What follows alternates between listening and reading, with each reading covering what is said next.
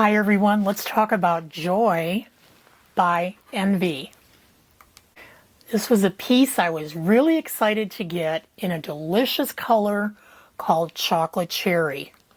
I'm Suzanne Harper and a former stylist with 22 years in the business. I want to give you my opinion of Joy by Envy. But before starting, I want to talk to you about the difference between me and other wig reviewers. I'm not your average wig reviewer pumping out a wig review every week. I don't represent a wig distributor paying me commission. If you wear wigs, you're watching YouTube and you know who those reviewers are. And while I commend the job they do, in many cases I see them presenting wigs that just don't suit them.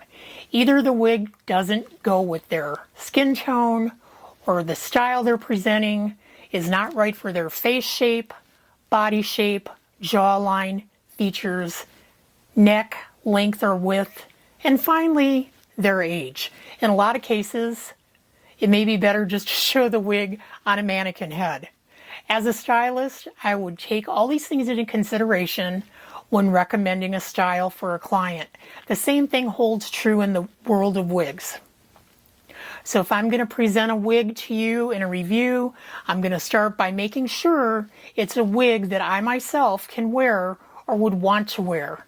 If I present it, I may be telling you why you shouldn't buy it. It shouldn't look wiggy or unnatural. While you can get away with a lot on video, when it comes to wigs, once you get the wig home, you have to wear it out in public. And that's when it's showtime. Also, you spend hundreds of dollars on something that's going to adorn your closet instead of you. If it looks wiggy, you won't wear it, and you shouldn't. Now, before I get to the pros and cons of Joy by Envy, I want to let you know what I'm wearing today. The wig I have on is called Alessandra by John Renault. It's in the color shaded peach. Alessandra's my go-to wig pretty much, and just want to make sure you know I'm not reviewing the wig that I'm wearing right now. I'm going to review Joy by Envy. Now I want to start by talking a little bit about the wig cap itself. And as you can see, it's open wefted throughout. It's got an extended nape. It's got a monofilament part on the left side of the wig, which means you can't change the part around. It's got to stay where it is. Okay, and it's also got beautiful lace front that goes from ear to ear. And another nice thing about this cap, it's got an incredible amount of stretch. And I have to commend the Envy company for that. Now, I'm going to put her on and come back and we'll talk more about the pros and cons. Here I am wearing Joy by Envy in the color Chocolate Cherry. Now, it's a cute style. I gotta admit, I love it. I love it. Love at first sight, but let's do a little deeper dive. One thing I want to say about Joy, and this has to be a con, I hate to say this, but Joy is a long, layered style with a technical problem, and that's the haircut. The haircut does not blend from the back, the sides to the back.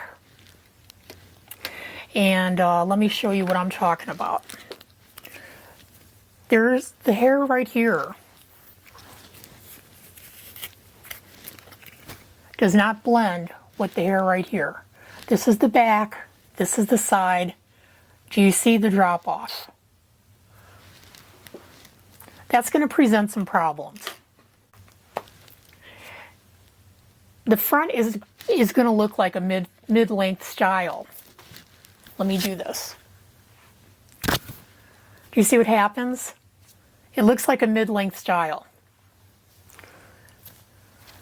You have to bring the back to the front to make the style perform correctly. Okay. I would never execute a haircut like this with no blending points in the real world. On a wig, this is something you may be able to correct by letting your stylist cut it, but you'll probably end up losing a good bit of the length. Out of the box, this haircut will never lay right. It's always going to look wiggy. Next, let's talk the texture. This is a medium texture fiber with a soft tousled look. This fiber is not heat resistant, so I warn against using a heat appliance on it unless you want it to melt. Now, on the upside, Joy with Envy has a couple of great things going for it. And this is my first Envy wig. And I want to say, one of the most comfortable head-conforming wigs I've ever worn. Bravo, Envy. There's an incredible amount of stretch in the cap. And I've always wondered why the manufacturers just don't make the wig cap out of elastic to begin with. That way one size would fit every head. This cap, though, is more than generous with the amount of stretch. I'm about a 23-inch circumference, and most manufacturers' caps run small on me. You'll know what I'm talking about if you're close to this size and you buy an average size wig cap and it doesn't cover your bio hair on the sides. That's the problem I run into. A large cap is too big, it flops around. An average size is a tad small. Well, when that happens, what I do is try to buy a rooted style, and hopefully the wind's not going to blow. I can safely say, though, that this Envy wig, at least in this style, will fit an average to large circumference in the average size. And it's extremely comfortable. Another thing I commend Envy for is the ear-to-ear lace front. Most manufacturers only give you lace front from temple to temple. There is a mono part on the left, and I would have preferred an open monofilament on the top, giving you more flexibility with where you want to part your hair. But that's okay.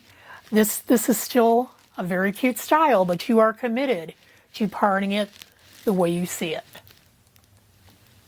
And getting back to the fiber, this is called Kanekalon fiber. Kanekalon on the upside will hold its shape well. It's a durable fiber. And now let's look at what I consider the most exciting part of this wig, the color chocolate cherry. Let me see if I can get up closer so you can get a good, better look at it in the light. It's just gorgeous.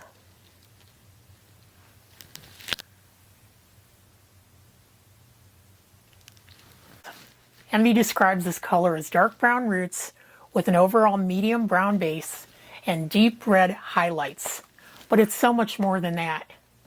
The manufacturer has been very clever in the delivery of the color by doing the entire nape area in a medium brown base, that's down here,